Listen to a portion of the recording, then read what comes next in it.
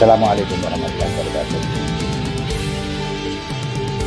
Kemarin kita bahas bahwa salah satu kunci dalam memahami bahasa, salah satu aspek Lailatul Qadar itu bahasa, Iqra, membaca.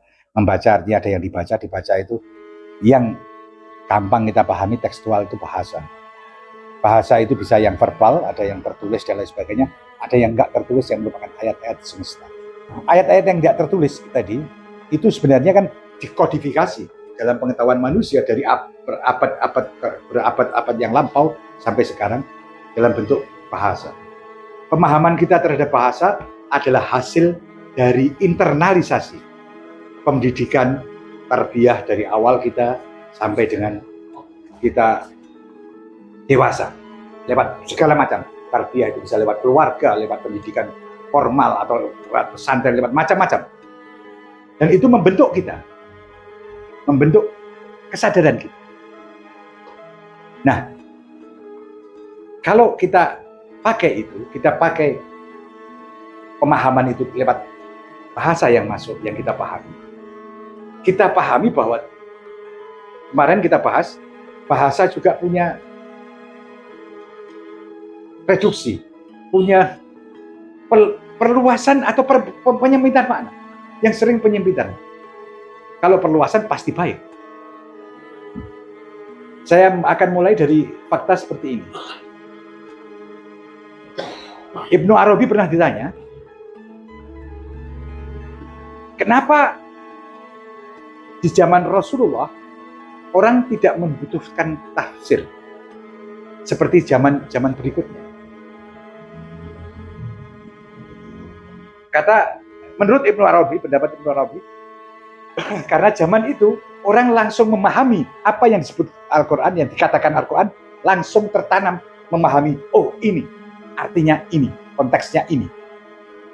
Sementara sekian waktu setelahnya, ada reduksi, ada perluasan, yang membuat orang kadang-kadang harus diberi wasilah, harus pakai wasilah, perantara untuk memahami Al-Quran, makna Al-Quran. Sehingga muncul ahli-ahli tadabbur atau yang sekarang kita sebut tafsir untuk memberi penjelasan lebih luas tentang apa yang disebut makna Al-Quran dan konteksnya, termasuk asbabun nuzulnya, bagaimana bahasa itu dipahami sebelum Kanjeng Nabi, sebelum peradaban Islam dan lain sebagainya. Tapi bahwa Quran itu dipilih secara khusus dengan bahasa Arab yang kalau Quran menyebut Quran menyebut sendiri sebagai Arabul pakai bahasa Arab yang mubin, yang jelas, itu mudah dipahami oleh mereka. Tapi kita, bahkan orang-orang Arab sekarang pun mungkin tidak memahami karena ada penggunaan sehari-hari kata itu meluas atau menyempit. Sama seperti sekarang kata ngallah yang kita pakai dalam acara ini, ngallah.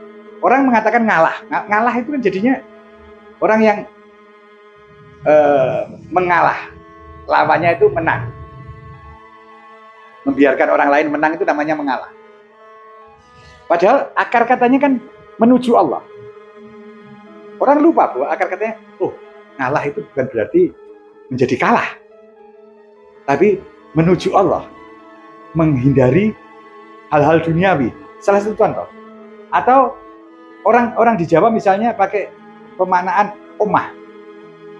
Ummah itu kalau kita cari akarnya di bahasa Jawa itu ummah. Ummah itu umat, dari bahasa Arab umat, yang artinya satu komunitas kecil yang terikat. Jadi bahasa Jawa menjadi ummah. Ummah kemudian orang Jawa yang dulu kalau Anda mengatakan ummah mundi, sekarang U-nya jadi O, ummah mundi. Bahasa Indonesia menjadi rumah. Itu akar katanya dari orang menyadari, oh ini umat terkecil. Artinya kita mulai memahami realitas yang dimaksudkan itu dari pemahaman bahasa itu, yang kadang-kadang sudah bercampur dengan pemahaman-pemahaman yang tereduksi, menyempit atau meluas. Nah, untuk menghindari itu kita perlu membersihkan diri. Caranya tentu saja harus belajar banyak. Belajar banyak dari apa? Bisa lewat verbal, belajar lewat kitab-kitab, bisa belajar lewat kenyataan yang akan mendorong kita memahami satu realitas.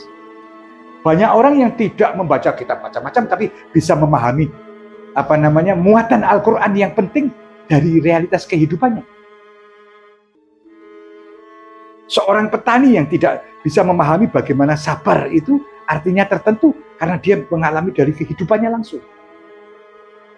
Jadi pertemuan langsung dengan realitas itu membuat kita memahami bahasa yang dulu dipakai atau dipahami oleh para pendahulu kita. Wassalamualaikum warahmatullahi wabarakatuh.